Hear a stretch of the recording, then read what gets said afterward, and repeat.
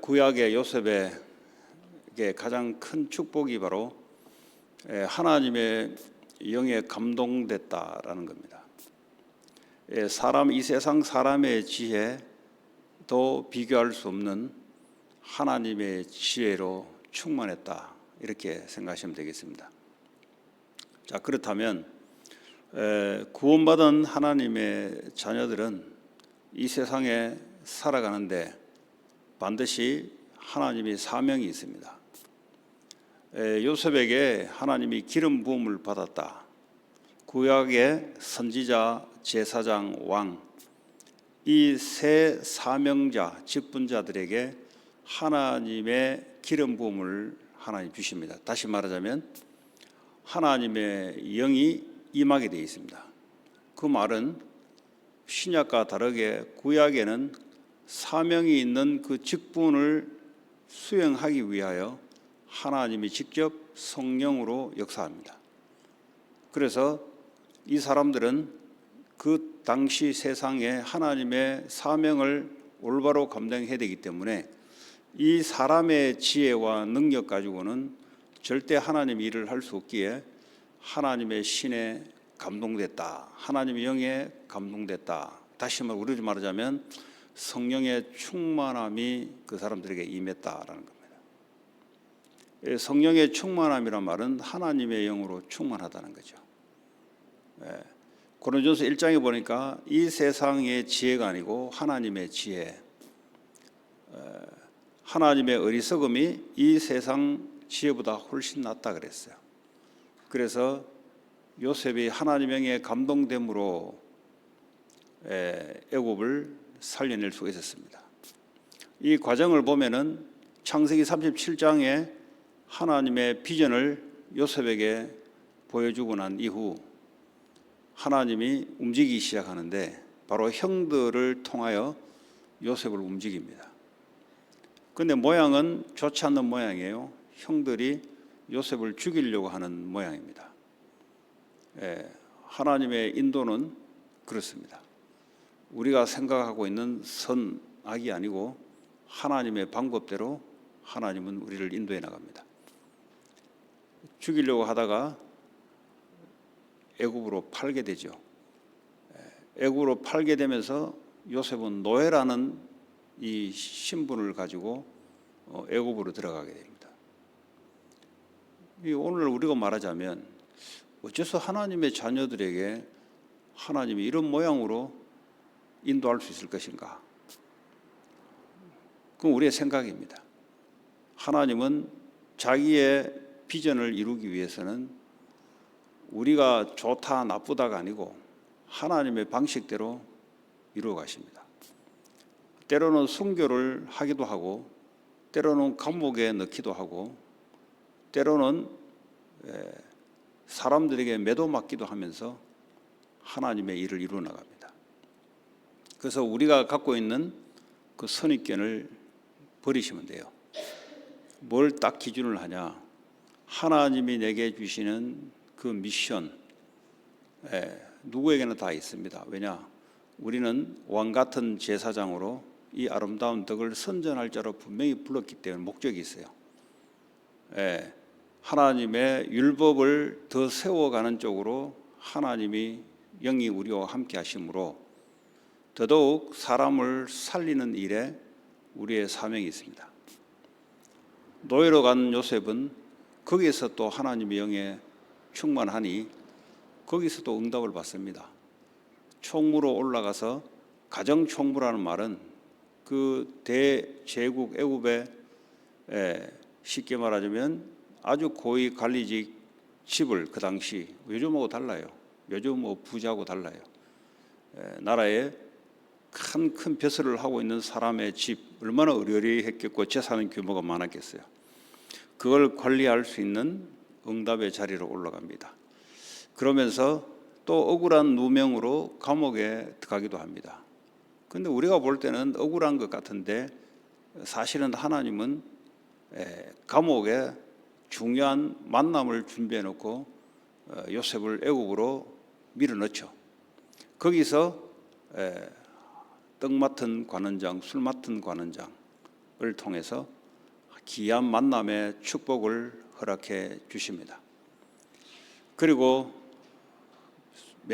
수년이 흘러서 30세가 됐을 때 드디어 나갔던 관원장이 요셉이 필요함을 알고 바로왕 앞에 만남을 주죠. 거기서 바로왕에게 답을 줍니다. 이런 일련의 과정들이 뭘 하기 위함이냐? 요셉이 총리가 되긴 되는데 이 총리가 목적이 아니에요. 우리가 볼 때는 세상 기준으로 볼 때는 총리가 목적이 될 수 있습니다. 그런데 하나님의 목적은 총리가 아니고요, 성공이 아니에요. 뭐냐? 이 흉년이 들어서 말이죠, 70여 명의 자기 가족들, 이 자기 가족들 중에 거기 안에 유다가 있단 말이죠. 유다 지파를 통해서 예수님이 와야 되는데 이 가족을 살려내야 된다 이 말이죠. 가족을 육신으로 살려내지 않으면 예수님이 올 수가 없어요. 그래서 요셉을 통해서 결국 무비자로 애굽에 초청이 됩니다. 애굽에 초청이 되어서 고센 땅이라는 그곳에 아주 풀이 많이 자라는 목축업을 할 수 있는 땅입니다. 그 당시에 이집트는 나일강을 중심으로 농사를 지었던 나라입니다. 그러나 목축업 이 풀밭이 필요 없어요, 그 사람들은. 그런데 이스라엘 사람들에게는 목축업을 하기 때문에 고센 땅은 아주 좋은 땅입니다. 그런데 애굽의 입장에서는 필요 없는 땅이죠. 그 땅에 들어와서 70명이 이민 1세대로 정착을 하게 됩니다. 다시 말하자면 요셉이 가지고 있는 비전이 결국은 이스라엘을 살려내는 비전이었습니다. 이스라엘을 살려내야 오늘날까지 복음이 전거되고 예수님이 오시게 되지 않습니까? 오늘날 말하자면 이스라엘을 살려낸다 이 말은 교회 공동체를 살려내는 겁니다. 그게 하나님이 우리에게 성령의 충만함을 주시는 이유이기도 하고 우리의 사명이기도 합니다. 이 교회는 생명 공동체로 예수님의 영이 우리의 머리가 되시고 우리는 생명의 유기체, 올가니즘이죠. 올가니즘. 살아서 역동적으로 예수님을 머리로 하여 올가니즘으로 살아서 움직이는 생명 공동체입니다. 생명 공동체의 사람들을 살려내고 사랑하고 세워내는 것이 하나님의 영이 충만한 이유입니다. 그런데 이거 목적을 두고 있지 않으면 아무리 뭘 하려 해도 되질 않습니다. 왜냐? 하나님이 우리에게 성령의 인도와 성령의 충만함을 주신 이유가 바로 하나님의 나라인 교회의 생명 공동체를 살려내고 세워내는 일입니다. 그래서 교회는 만물에 충만합니다 그랬어요. 그래 교회가 얼마나 중요하냐? 예수의 몸 아닙니까? 이걸 여러분들의 가치로 가지고 있어야 하나님의 영으로 충만한, 하나님의 지혜로 충만한, 하나님 능력으로 충만한 일이 일어납니다.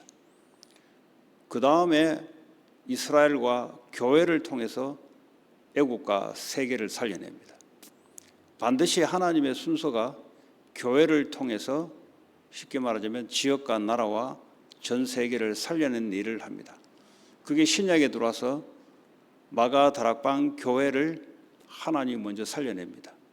그래서 이들에게 성령 미션을 주고 성령 충만을 주면서 예루살렘과 유다와 사마리아와 온 땅을 살려내는 일을 하나님이 이루십니다. 오늘날도 마찬가지예요.